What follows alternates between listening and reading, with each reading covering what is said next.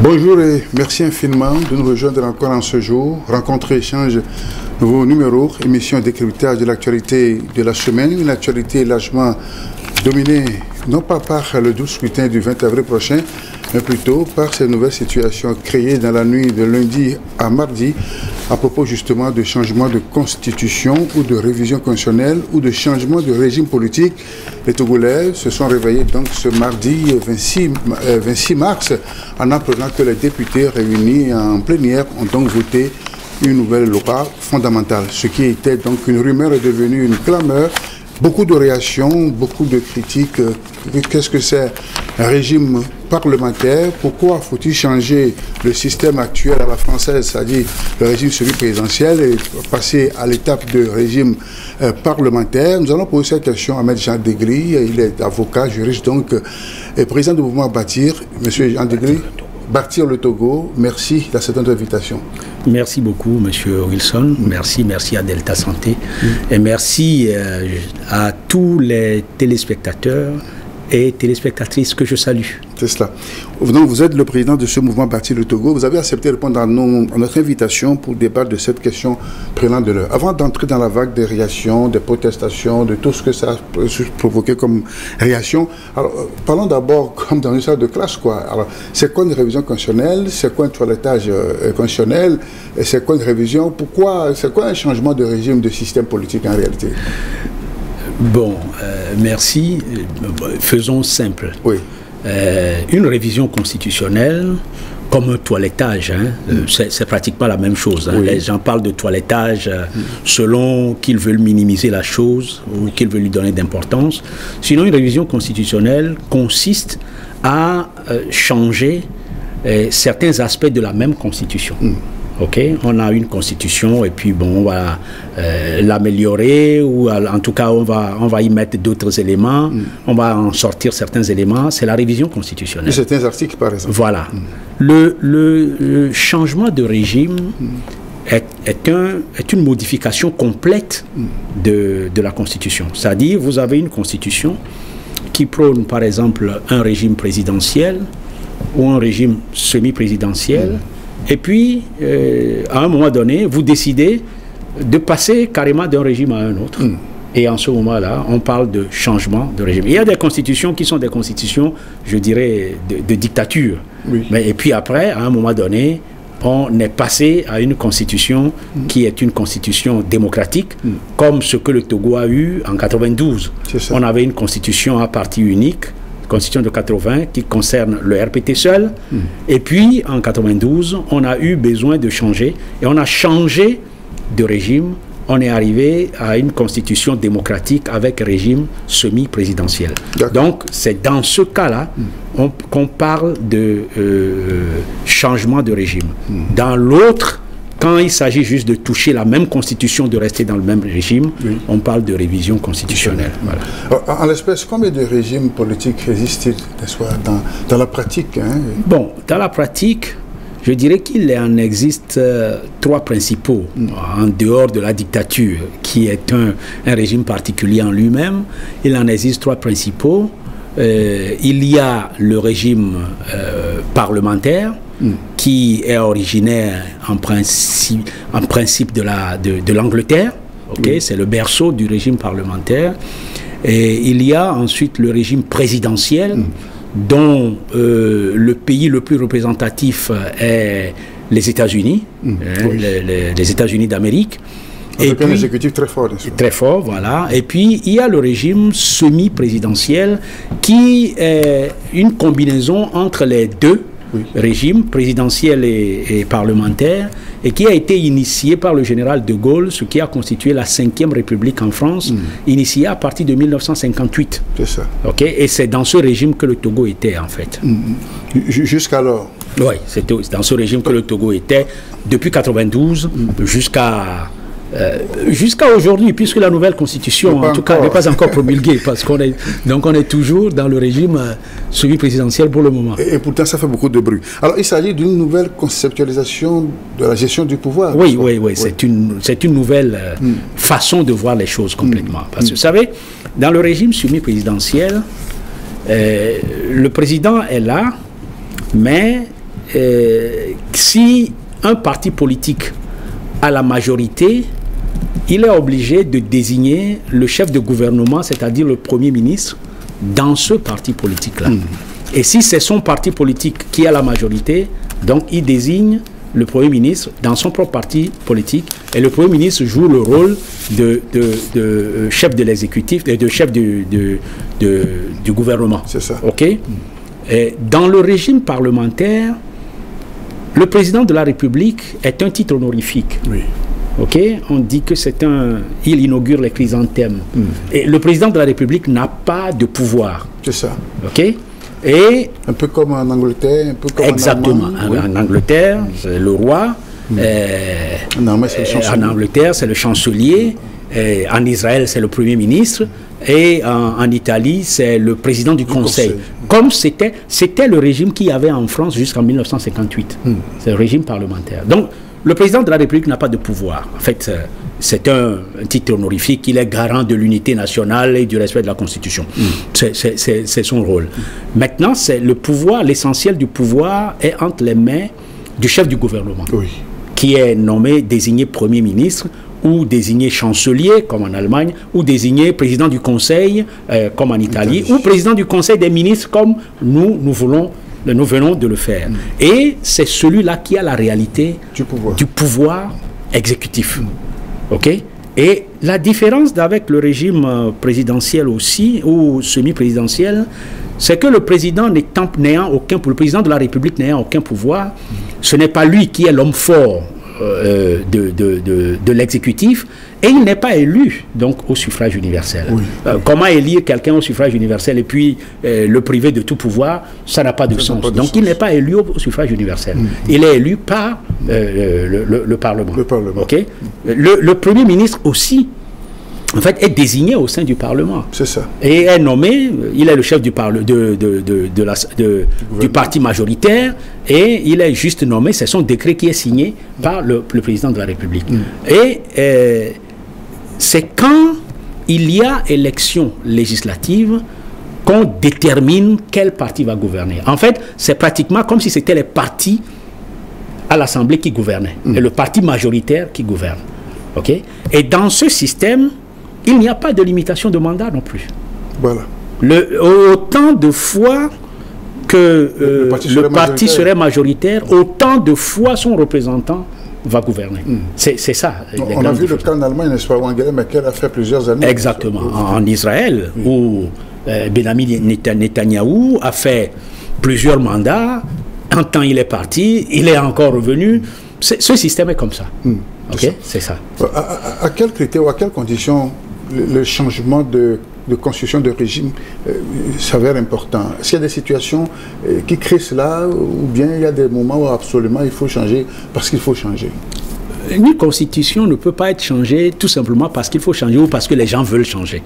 Normalement, une constitution, on la change lorsque son application pose un problème pratique, lorsque son application pose un problème fondamental. En 1992, nous avons quitté le régime de parti unique pour aller à un régime pluraliste et semi-présidentiel parce que nous avons refusé de rester dans la dictature, nous avons refusé de rester dans le régime à parti unique qui posait problème. Il y avait un problème de gouvernance, un problème de la manière de conduire les affaires du pays. Donc nous avons décidé de quitter ce régime de parti unique pour aller à un régime démocratique. Et nous avons choisi le régime semi-présidentiel à la française. Lorsque la Constitution n'a pas posé de problème, lorsqu'il n'y a pas eu de discussion sur les blocages, par exemple, que crée une Constitution, qu'il n'y a pas de dysfonctionnement à cause de la Constitution, généralement, on ne change pas la Constitution. La Constitution, on ne la change pas tout simplement parce que quelqu'un a une volonté, ou bien certains ont la volonté de changer la Constitution. Donc, dans notre cas d'espèce, il n'y a pas eu de critères, de problème à ce changement? En tout cas, à ce que je sache, nous n'avons jamais posé de problèmes d'application de notre Constitution ou bien de blocage dû à la Constitution. C'est vrai, la Constitution a été amendée à différentes occasions, mais c'est essentiellement soit pour ne pas limiter le mandat, soit pour sauter certains verrous. Il n'y a eu, surtout dans la dernière législature de 2018 jusqu'à aujourd'hui, il n'y a eu aucun débat qui ait mis sur la place publique un problème de la Constitution que nous avions. C'est à cause de ça que les gens ont été étonnés que du jour au lendemain, qu'on soit arrivé du régime semi-présidentiel que nous avons de la Constitution de 92 à un régime parlementaire avec ce que les députés ont, nos députés ont adopté la fois dernière. C'est ça. Quand il y a un problème de Constitution, on discute. On discute. Le peuple est informé, il sait qu'il y a telle difficulté, et ceux qui sont pour un changement, ceux qui sont pour l'ancienne constitution, ceux qui sont pour un nouveau régime, tout le monde discute, et puis à la suite de ça, bon, on décide. Et généralement, ce n'est pas les parlementaires seuls qui se réunissent pour décider de ça, c'est le peuple. Donc c'est un référendum. Parce que c'est tellement important, c'est un sujet très important, on ne peut pas laisser juste ça entre les mains de certaines personnes. Voilà. Oui, le débat était déjà ouvert pendant la transition. Il était question de choisir la constitution que devait régir le pays. Et on avait opté pour le régime parlementaire, si je me rappelle très bien. Parce que je me rappelle, le président Yadema était toujours là. Mais c'est Kofi Go, le Premier ministre, qui avait l'arrêté du pouvoir. Non, ce dont vous parlez, c'était le régime de transition. C'était la transition. C'était l'acte numéro 6 de la conférence nationale qui a dit que pendant la transition, le pouvoir doit être organisé de telle manière que le président Eyadema, qui a gouverné jusque-là et qui va aller aux élections demain, ne soit plus celui qui dicte tout pendant la transition. C'était dans le régime de transition. Et c'est là où on a mis en place un système qui cadre avec le régime parlementaire. Pour que le Premier ministre de transition, qui est désigné par l'Assemblée, ait la réalité, ait la quintessence du pouvoir exécutif. Mais quand il a été question de choisir une nouvelle constitution, on n'est pas passé au régime parlementaire. Par contre, les propositions qui ont été faites durant la conférence nationale, certaines ont porté sur le régime parlementaire. Moi, je suis l'ami de Maître Jovi Gali, paix à son âme, et l'APED, l'association pour la promotion de l'état de droit qu'il a créée, et dont j'ai été un des membres, avait opté pour le régime parlementaire parce que Maître Jovi disait, bon, moi je n'étais pas d'accord avec lui, j'ai toujours opté pour un régime présidentiel plutôt, et pas semi-présidentiel non plus, présidentiel.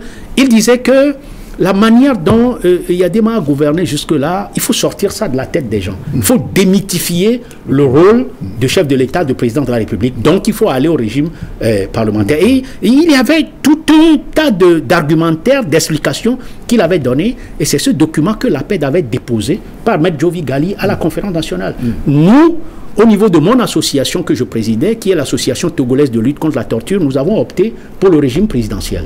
Finalement, le régime présidentiel n'a pas été choisi, le régime parlementaire n'a pas été choisi, on a choisi le régime semi-présidentiel à la française. Et quand je suis revenu au Togo, et bien avant de revenir, dans mon livre que j'ai écrit en 2007, Togo, à quand l'alternance politique, et quand je suis revenu, moi j'ai continué de me battre toujours, en tout cas de dire que le régime présidentiel correspond beaucoup mieux à nos us et coutumes, à condition que, bien évidemment, on fasse l'équilibre des pouvoirs de telle enseigne que, voilà, que le président de la République ne devienne pas un dictateur. Voilà. Oui, alors, il y a Edem Kodjo aussi. Monsieur Edem Kodjo aussi avait proposé, l'ancien Premier ministre Edem Kodjo, paix à son âme aussi, avait proposé aussi un régime parlementaire. Voilà.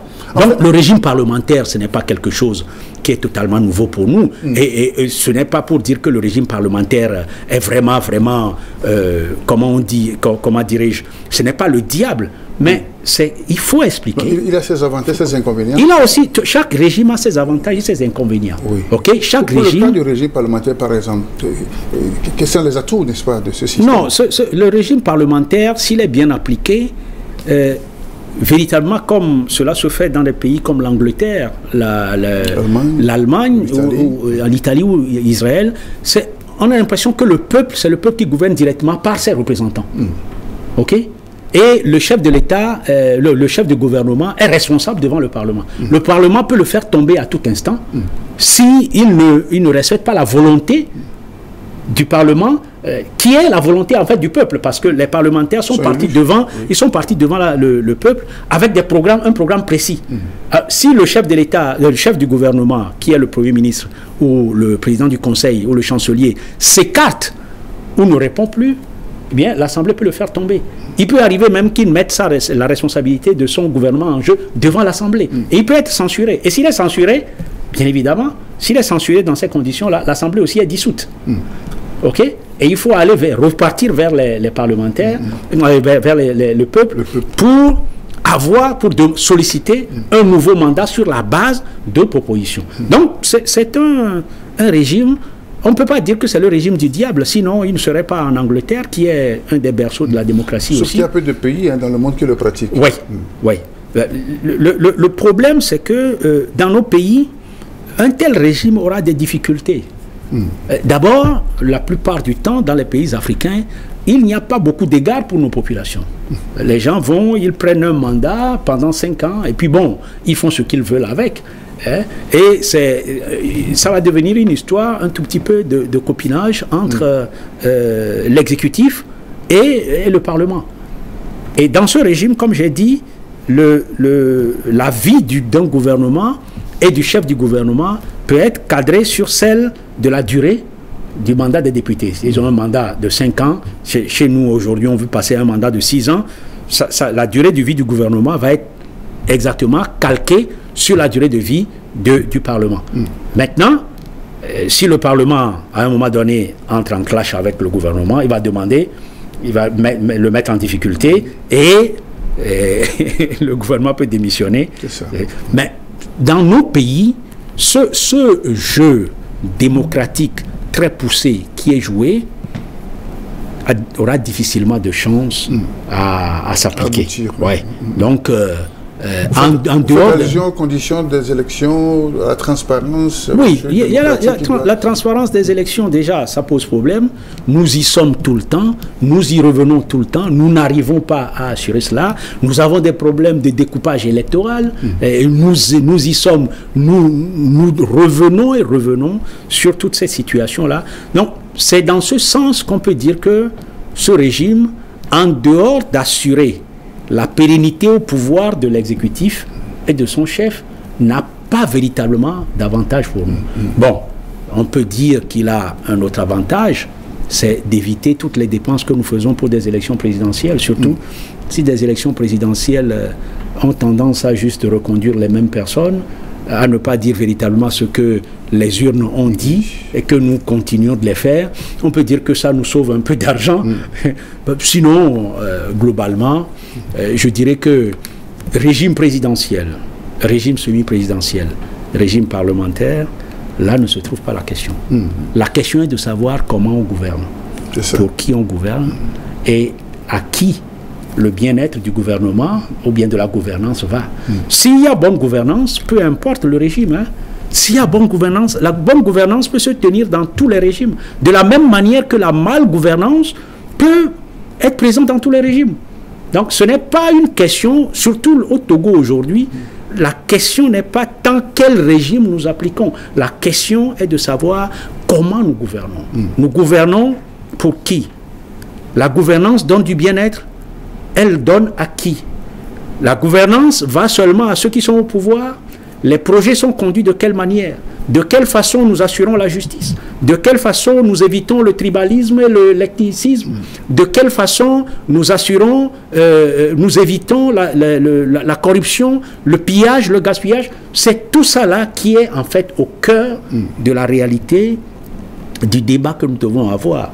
Et si ceux qui nous gouvernent arrivent à faire en sorte que la gouvernance aboutisse au bien-être des citoyens et au développement de ce pays, je ne crois pas que la question serait de savoir quel régime nous adoptons, ou bien de limitation de mandat ou d'alternance. Non. L'essentiel pour les citoyens dans nos pays africains, c'est de pouvoir avoir le bien-être à travers la gouvernance. S'ils ne l'ont pas et que vous allez leur parler de régime, ça ne signifie rien en fait. Ça ne signifie rien. Ça voudrait dire que pour vous, Maître Degli, cette situation qui est en train de se jouer n'a pas de portée véritable, hein, en fait, sur la vie du quotidien. Elle ne changera rien. Elle ne changera d'autant plus rien que le gouvernement, le pouvoir tel que nous l'avons aujourd'hui, avec un exécutif qui concentre la totalité du pouvoir, va se retrouver demain dans le régime parlementaire avec le président du Conseil. Nous aurons tous les pouvoirs du président de la République d'aujourd'hui qui seront transférés au président du Conseil des ministres demain. Donc c'est la même chose. C'est la même chose. Je ne vois pas, personnellement, je ne vois pas ce qui va véritablement changer demain, en dehors de dire que nous sommes dans un régime parlementaire et que ça doit fonctionner, en tout cas que le système fonctionne autrement que le régime présidentiel. Mais si cela, la gouvernance n'impacte pas positivement la vie des citoyens, donc franchement, je ne vois pas où nous allons. Ça. Sauf que personne ne s'y attendait à ce changement brusque, puisque, bon, comme vous l'avez dit, rien ne posait problème, hein, dans le système semi-présidentiel dans lequel nous y sommes. Non, non, rien ne posait problème. Rien ne posait de. Est-ce que vous l'avez pressenti, M. Degli? Est-ce que vous avez eu quelques indices, n'est-ce pas, de... Bon, d'abord, laissez-moi vous dire que rien ne posait d'autant plus problème dans le régime dans lequel nous sommes que le président de la République est issu de la même formation politique que le Premier ministre. Donc on n'est pas dans un régime de cohabitation. C'est ça. Où les deux sont à couteau tiré parce que le Premier ministre serait issu d'une autre majorité que celle à laquelle appartient le président de la République. Donc il n'y a pas de difficulté. S'il y avait eu cette difficulté, on comprendrait. Il n'y a pas eu un blocage particulier au niveau de l'exercice de ce régime semi-présidentiel qui a été tel que un changement apparaisse comme nécessaire. Ok? Donc, on n'a pas compris. Est-ce que j'ai personnellement perçu la chose venir? Je ne l'ai pas perçu, parce que justement, il n'y avait pas de problème. J'ai entendu dire, dire à un moment donné que le gouvernement avait tenté de proposer au niveau de la CPDC un régime... Le cadre permanent de discussion, là, oui. Voilà. Il avait essayé de proposer le régime parlementaire. Mais ça fait longtemps que moi j'ai entendu ça. Et je ne m'attendais donc pas du tout que du jour au lendemain, on parle d'un nouveau régime, qui plus est au niveau d'une assemblée, qui a déjà connu la fin de son mandat, et que cette assemblée se saisisse de la chose, que ce soit, qu'on nous dise que c'est les parlementaires, en tout cas les députés qui ont proposé, cette assemblée se saisit de la chose, et qu'elle adopte dans une nuit ce genre de nouvelle constitution, ce genre de nouveau régime. C'était très étonnant. Donc, à un moment donné, moi j'ai senti que les gens ne comprenaient pas véritablement l'enjeu, qu'il y avait un flottement sur la réalité de ce que on va avoir demain si on a ce régime, et ça m'a poussé à écrire pour que les uns les autres soient éclairés, qu'ils comprennent que voilà, si nous passons d'un régime semi-présidentiel ou présidentiel au régime parlementaire, voilà ce que nous allons avoir demain comme pouvoir. Voilà. Oui, alors justement, quelles peuvent être les prérogatives, n'est-ce pas, d'une législature en fait de mandat, ou bien dont le mandat est déjà terminé? Est-ce que ça peut aller jusqu'à ce stade de voter des lois aussi déterminantes et fondamentales pour le pays? En réalité, non. En réalité, non. Non seulement dans la loi, mais également dans la pratique. Vous savez, dans la Constitution de 92 que nous appliquions jusque-là, il est clair que, et je crois que c'est l'article 52 dernier alinéa, que quand le Parlement, les parlementaires ou bien les députés sont en fin de mandat, quand ils ont fini leur mandat, ils restent en place en attendant. C'est exactement comme un gouvernement qui a démissionné. Il reste en place en attendant un nouveau gouvernement. Donc il expédie les affaires courantes. Et généralement, on prévoit ça dans les constitutions. Pourquoi? C'est pour permettre que s'il y a des urgences particulières, que ces urgences puissent avoir des réponses. Par exemple, un État dont les députés sont arrivés en fin de mandat tombe dans une situation de guerre. Il faut que l'Assemblée prenne un certain nombre de mesures pour permettre ou bien pour autoriser le gouvernement à poser des actes de guerre. On ne peut pas attendre que les nouvelles élections aient lieu d'abord. Ok? C'est une urgence. Quand on est dans une situation d'état d'urgence, par exemple, dernièrement, il fallait renouveler l'état d'urgence dans la partie septentrionale du pays à cause du terrorisme. On les appelle. On ne peut pas attendre cette période-là de vide. On ne peut pas attendre si on a besoin que l'état d'urgence soit reconduit. On les appelle pour le faire. Mais aller poser des problèmes aussi importants que le changement de régime, une assemblée qui est en fin de mandat ne peut pas le faire. Donc, je dis que l'article 59 de notre ancienne constitution dit que tout ce qui concerne le mandat présidentiel doit être fait par voie référendaire. L'article 144, je crois, alinéa 5, en tout cas, l'article 144 prévoit, je vais jeter un coup d'œil, prévoit que, c'est l'article 144 alinéa 5, prévoit qu'aucune procédure de révision ne peut être engagée ou poursuivie en période d'intérim ou de vacances ou lorsqu'il est porté atteinte à l'intégrité du territoire. La situation dans laquelle étaient nos députés est comme une situation d'intérim. Donc en réalité, ils n'ont pas le pouvoir de faire cette révision, en tout cas ce changement de constitution. On aurait vu la nouvelle assemblée s'installer et aller après discussion, parce que le débat est fondamental quand il s'agit de prendre des décisions aussi importantes. Donc, aller ensuite à ce changement de régime, à cette modification de la constitution, qu'on aurait pu comprendre, mais que des députés qui sont en fin de mandat décident. Ils font eux-mêmes des propositions et puis ils disent nous attaquons à la constitution qui est là, nous la changeons. Je crois que nous sommes allés un peu très loin, nous sommes allés trop loin. Ce n'est pas la pratique habituelle. Et donc quand je vous disais tout à l'heure que demain, quand nous aurons une nouvelle assemblée et qu'on entrera dans le régime parlementaire, je crains fort que les choses n'aillent pas dans le bon sens. Voilà des exemples. Si déjà nos parlementaires qui n'ont pas eu ce mandat de changer le régime, ils n'ont pas eu ce mandat, ils n'ont jamais proposé ça quand ils sont partis de se faire élire. Ils n'ont jamais proposé ça.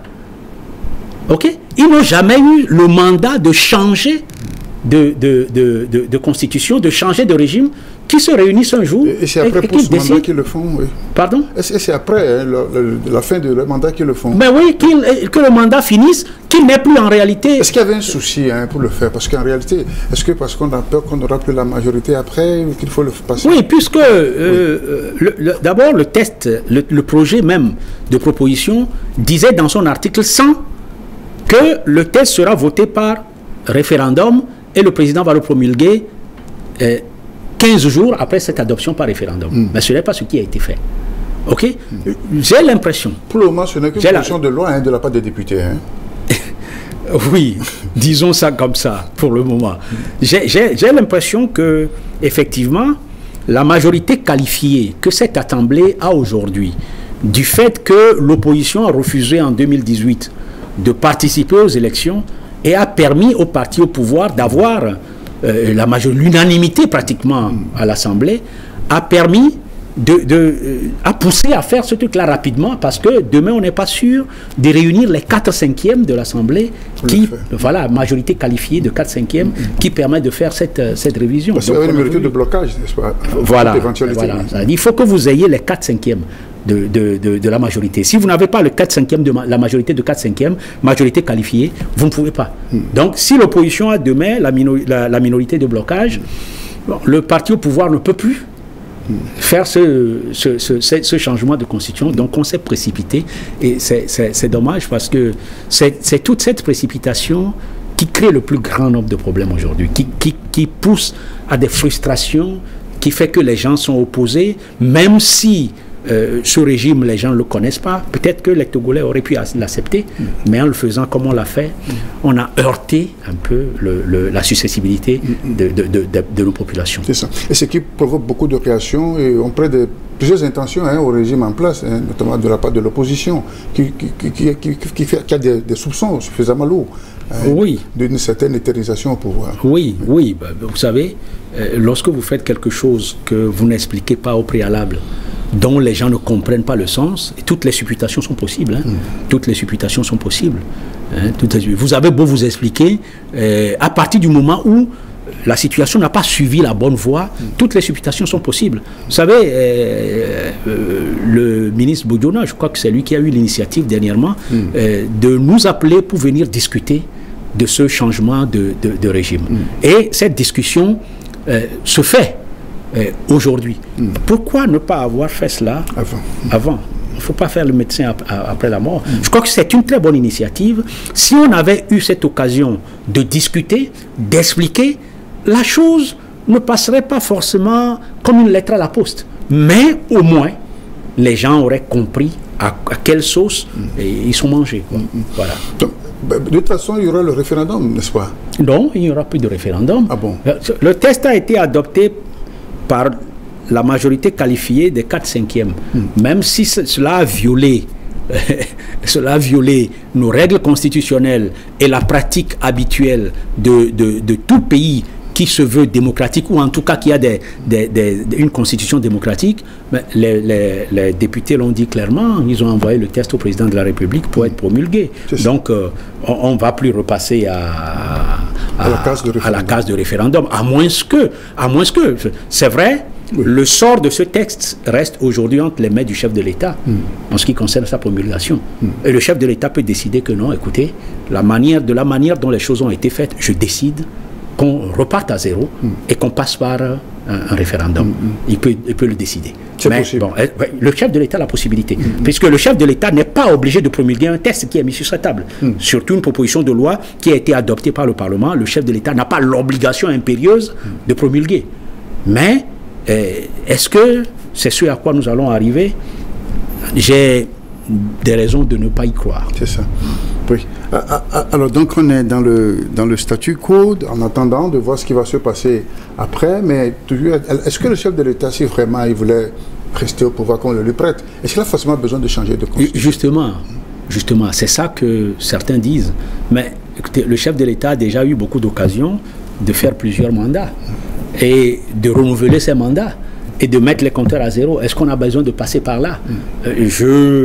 Fondamentalement, je ne crois pas que si c'est juste une question d'avoir d'autres mandats, je ne crois pas que c'est la seule voie possible. Mais c'est vrai qu'à l'intérieur de ce qui s'est passé, il y a un élément fondamentalement d'éternisation au pouvoir.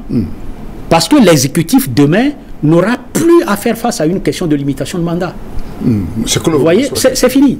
Dans un régime parlementaire, à moins que les Blancs ne disent non, nous changeons notre régime parlementaire, nous voulons qu'il y ait maintenant limitation. Il n'y a pas de limitation de mandat.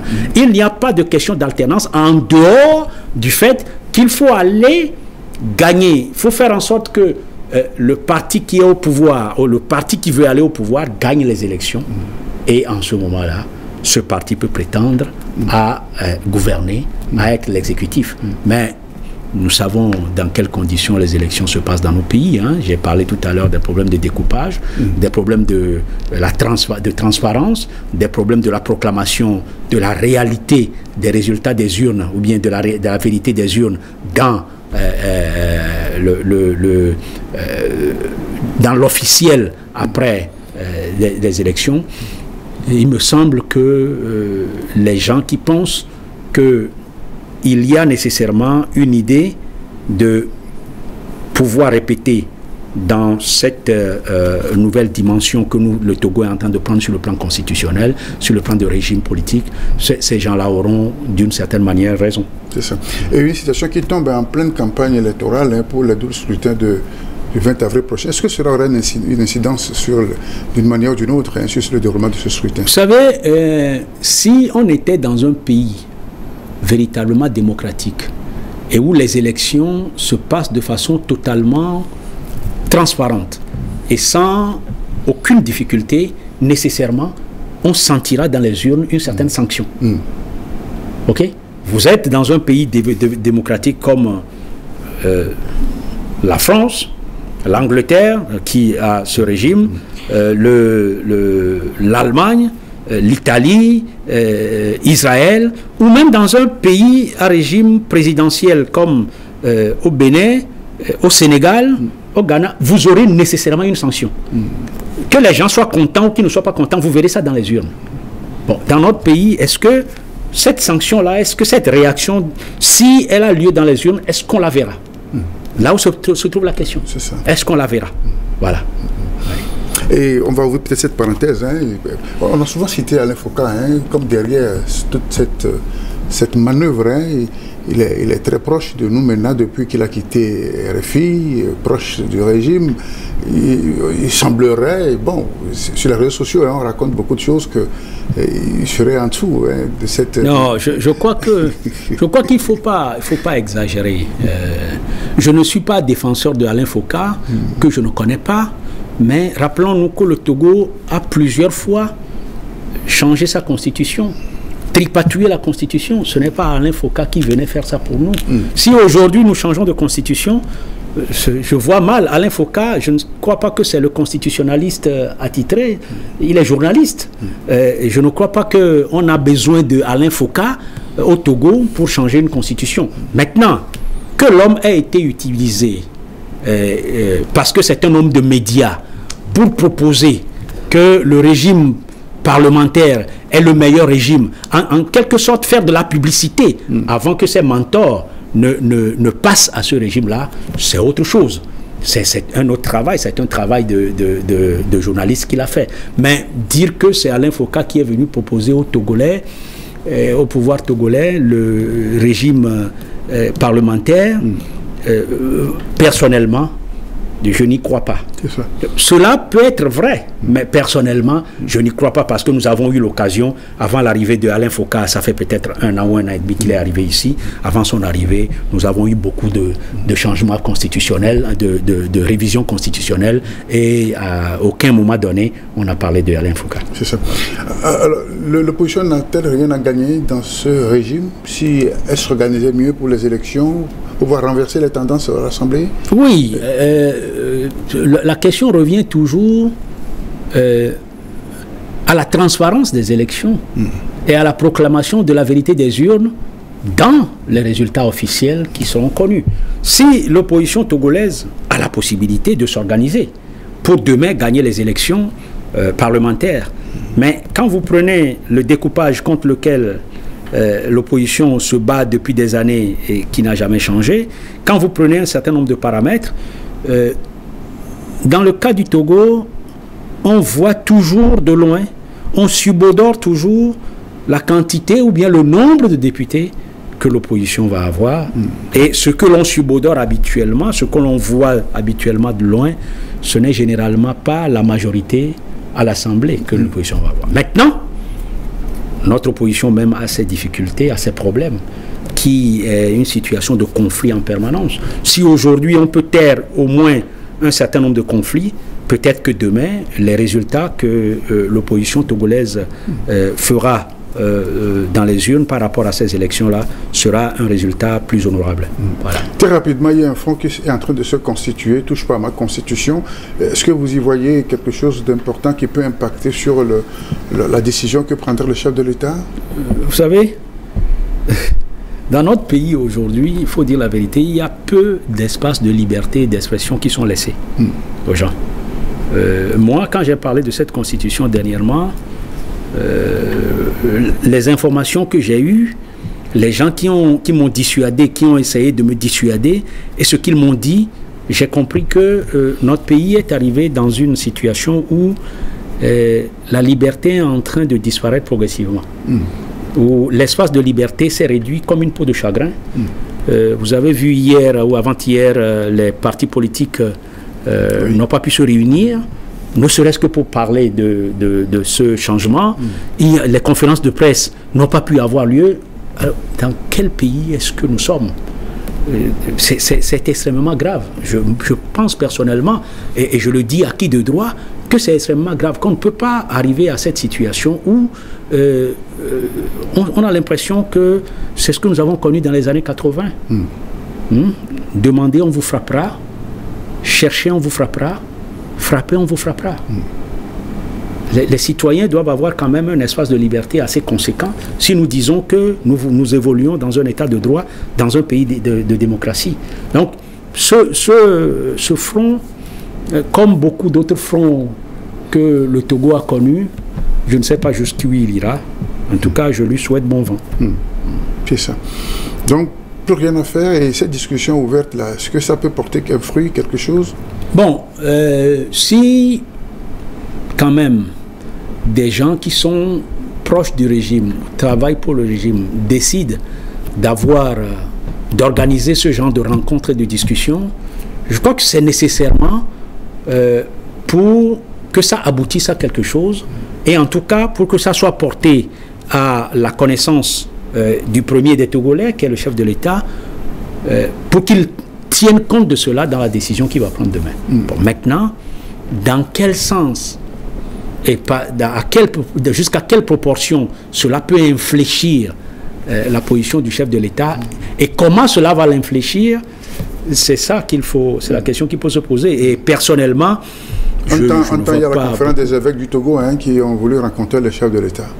Oui, les évêques du Togo, jouant leur rôle normal qui est celui d'éviter l'embrasement, ont voulu rencontrer le chef de l'État pour discuter avec lui sur la manière dont les choses se passaient. Parce que la manière a été fondamentale, la manière dont on a adopté ce texte. Ce n'est pas tant le texte qui pose problème, c'est la manière dont il a été adopté. Parce que si le texte avait été discuté, expliqué, peut-être que les gens l'auraient accepté, mais la manière. Et donc, ils avaient voulu essayer de rencontrer le chef de l'État pour discuter. Le chef de l'État ne les a pas reçus, le texte a été adopté. Le texte a été adopté. Il a été adopté par l'Assemblée. En l'État, oui. Oui, par l'Assemblée. L'Assemblée a fini son travail. La version finale de ce texte, en tout cas, pour le moment. Donc, les évêques ont sorti leur déclaration en demandant au chef de l'État de ne pas promulguer le texte. Et entre-temps, on n'a pas le texte. Nous sommes en train de discuter de quelque chose que nous n'avons pas. Moi, j'ai le projet qui est passé à l'Assemblée, mais ce qui est sorti de l'Assemblée, je n'ai pas. Parce que ce qui est sorti de l'Assemblée, il y aurait eu... Avant, l'Assemblée, c'était président du Conseil. Après l'Assemblée, on dit président du Conseil des ministres. Avant l'Assemblée, on disait que le chef de l'État, celui qui sera dans le rôle de chrysanthème, de jouer les chrysanthèmes, aura un mandat de 7 ans renouvelable une fois. Après l'Assemblée, j'ai appris que c'est un mandat de 6 ans, un mandat unique de 6 ans. Donc, tout ça là... Finalement, qu'est-ce qui a retenu? On ne sait pas. On ne sait pas. Il faut voir le texte pour savoir exactement ce qui en est ressorti. Et donc, pour le moment, nous faisons des supputations, les discussions sur la base de l'imaginaire et de ce que nous avons pu entendre, mais pas sur la base de la quintessence même du texte. Ça, voilà. Rencontre échange nouveau numéro, nous parlons de la nouvelle constitution adoptée par l'Assemblée nationale dans la nuit du 25 au 26 mars. Dernier, un test qui fait couler beaucoup d'encre de salive. Maître Degli est mon invité pour réfléchir sur ces questions et peut-être faire un peu de pédagogie et voir ce qu'il en est exactement. Alors, Maître Degli, que dire encore à propos de cette nouvelle constitution pour changer de chapitre, quoi? Non, je n'ai plus personnellement grand-chose à dire. J'attends de voir déjà le texte. C'est un texte, quand je l'ai vu, j'ai remarqué que tout ce qui concerne les droits de l'homme a été élagué du texte. Ah bon? Tout ce qui concerne les droits de l'homme. On les a sortis. Alors, quand un truc est en NS d'un texte fondamental est inscrit... Une déclaration jointe n'est pas exactement... Non, non. Il faut que certains éléments soient dans le texte de la Constitution. Voilà, le texte fondamental. Pour que ça soit véritablement constitué. Déjà, c'est dans le texte de la Constitution de 92 où nous avons beaucoup d'articles qui concernent les droits de l'homme. Mais nous n'arrivons pas à l'appliquer. Nous avons des difficultés pour mettre ça en application. Maintenant, nous allons sortir pour mettre dans une déclaration annexée à la Constitution. Je ne sais pas, en tout cas, quelle valeur ça change grand-chose, n'est-ce pas? Beaucoup. Ça change énormément. Ça change énormément. Donc, attendons de voir le texte. Et puis, s'il y a des réflexions supplémentaires, nous les ferons. Mais pour le moment, je crois que la manière dont la chose a été faite n'est pas appréciable. Elle n'est pas positive pour le Togo. Notre pays doit s'écarter de ces façons de faire qui ressemblent un peu à une brimade, à un abus, à une volonté de ne pas respecter les citoyens. Ce n'est pas bon. Ce que les députés ont fait dernièrement, ce n'est pas de cette façon qu'il faut faire les choses. Voilà. Très bien. Je voudrais quand même tout de même saluer ce qui s'est passé au Sénégal la dernière fois. Malgré toutes les violences qu'on a eues, tous les soubresauts que ce pays a connus, on a même eu peur pour cette exception démocratique sénégalaise dans la sous-région africaine. Maintenant, tout est bien qui finit bien, puisque c'est le candidat de l'opposition, un coup KO, il y a plus de 50% qui a gagné la présidentielle sénégalaise. Oui. En fait, cela démontre à combien de fois il est dangereux de vouloir s'attaquer à quelqu'un, à des individus, dans un régime démocratique. Tout simplement parce que ces individus, vos critiques, ne sont pas d'accord avec vous, de vouloir les prendre à partie et de s'attaquer à eux, c'est extrêmement... En fait, je dis c'est extrêmement dangereux parce que quand on voit clairement les choses, en fait, c'est le président Macky Sall qui a permis à Ousmane Sonko et son collaborateur d'hier, qui est devenu le président d'aujourd'hui, qui leur a permis de gagner les élections et surtout de le faire par un coup KO et de le faire contre son candidat à lui. Très facilement. Parce que, en fait, les gens, j'ai l'impression que les Sénégalais ont voté beaucoup plus contre Macky Sall et la manière dont son régime, depuis les 2 dernières années, s'est comporté que pour Ousmane Sonko et Diomaye Faye. Oui.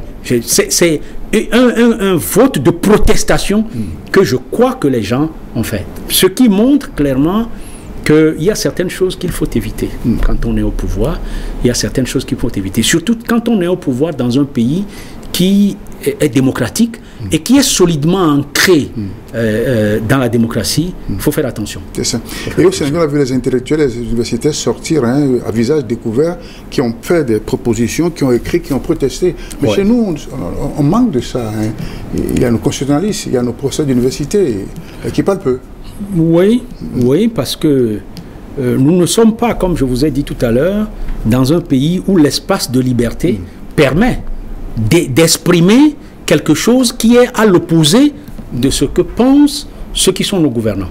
Lorsque vous exprimez quelque chose qui est contraire à ce que pensent les gouvernants, vous êtes plutôt sanctionné, vous êtes mal vu, vous n'êtes pas apprécié. Donc, la plupart de nos intellectuels préfèrent, s'ils ne peuvent pas se taire, aller plutôt dans le sens de ce que le gouvernant aurait souhaité avoir. C'est dommage, mais bon.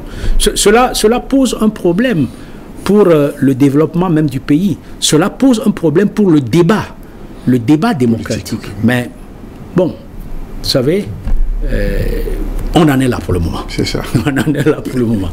Avec plus d'espoir, avec plus de crainte, ou bien plus d'inquiétude pour l'avenir? Quand je vois la réduction de l'espace de liberté, je ne dirais pas que j'ai beaucoup plus d'espoir, je dirais que j'ai plus d'inquiétude.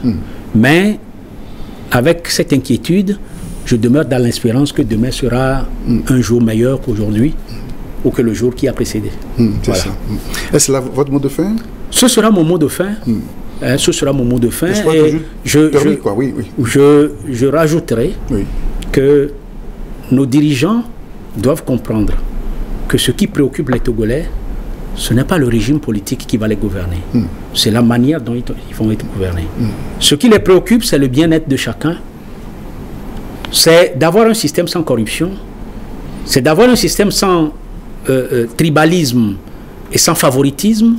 C'est d'avoir un système dans lequel les citoyens sont égaux et la richesse nationale est répartie à égalité pour favoriser tout le monde. C'est d'avoir un système dans lequel ce n'est pas uniquement ceux qui sont au pouvoir, ceux qui les entourent, ceux qui sont leurs proches, leurs parents, les membres de leur parti qui doivent bénéficier du bienfait de l'État. C'est de faire en sorte que le pouvoir politique gouverne et gouverne en faveur de tous les citoyens. Si nos dirigeants arrivent à faire cela, je crois que les débats relatifs aux tests fondamentaux, au régime, au système politique, ces débats n'auront plus de raison d'être. Très bien. Alors j'ai vu tout cela par la pratique de la justice sociale, n'est-ce pas? Absolument. Il y a égale répartition des biens et richesses de notre pays. Il faudrait bien vivre, mais comme on dit, c'est dans le désespoir que l'espoir est le plus vivace. Merci à vous, Maître Degri. Je rappelle que vous êtes avocat et président de Bâtir le Togo. Vous avez été mon invité pour le décryptage de l'actualité de la semaine portant justement sur la modification de constitution intervenue la semaine, en début de semaine. Amis téléspectateurs, c'est la fin de ce numéro de rencontre et échange. Merci à vous de l'avoir suivi. Sûrement que nous aurons d'autres sons de cloche sur le même sujet dans les jours à venir. Au revoir et à très bientôt. Merci beaucoup. Merci à vous.